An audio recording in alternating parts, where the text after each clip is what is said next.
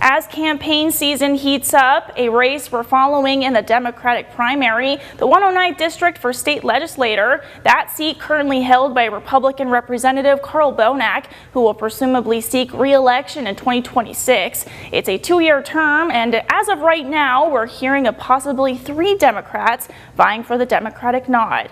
Today at Peter White Public Library, Anna Aho Rink announcing her candidacy for the 109th. Rink spent 17 years as a physician assistant at Planned Parenthood in Marquette before it closed its doors back in April due to the Trump administration's funding cuts. Born and raised in Marquette and now living in Negaunee, Rink is now a PA at Upper Great Lakes Family Health Center, as well as a wife and mother to 2 kids. It was, the closure of my health center back in April of this year, and seeing Ubers being continuously disenfranchised by decisions made outside of the UP, and just constant cuts and people taking hits. And I know we can do better, and we need someone from here to fight for us. Issues Anna will be campaigning on throughout the campaign season include access to health care and rising prices, the need for good union jobs, funding for public schools, and clean water and air.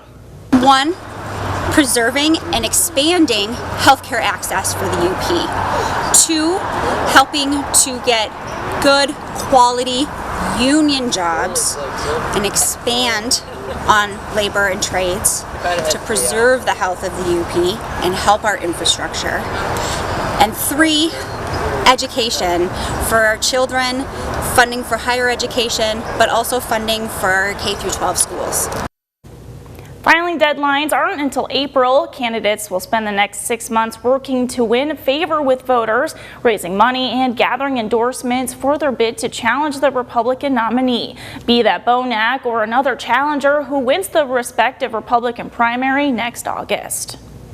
Also in Michigan's 109th district, Democrat Dana Lalonde campaigns for a seat. With extensive experience in local government, Lalonde aims to bring the voice of her community to Lansing. Lalonde's journey in public service began in Negaunee, where she served on the city council and later as mayor. She says she's committed to revitalizing the Upper Peninsula, which has been a central theme of her campaign. We caught up with Lalonde yesterday. Don't just sit there and let things happen. You get involved. You know, if you want change to happen, you're supposed to be part of it. I want to bring my community's voice to Lansing. We're 3% of the population. Our legislators, usually they work together to get what the UP needs, and I feel I can be a part of that. For years, I've always worked across party lines, talking to people. Lalonde advocating for issues such as health care, housing, and labor rights, stating she remains focused on bridging the political divide, believing working across party lines is essential to address the pressing needs of the district. She supports more economic prosperity to the UP. She is pro-choice and a proponent of safe mining, all the while an advocate for environmental standards. We asked her how she feels about the partisan budget squabbles currently unfolding in Lansing. Our people are not pawns. We're not part of your chessboard. We're people, we're living human beings. Our poor, they need help. We're people up here, they need access to health care, they need access to mental health care, we need housing, we need our roads worked on, we need our mines. They need to get back to center.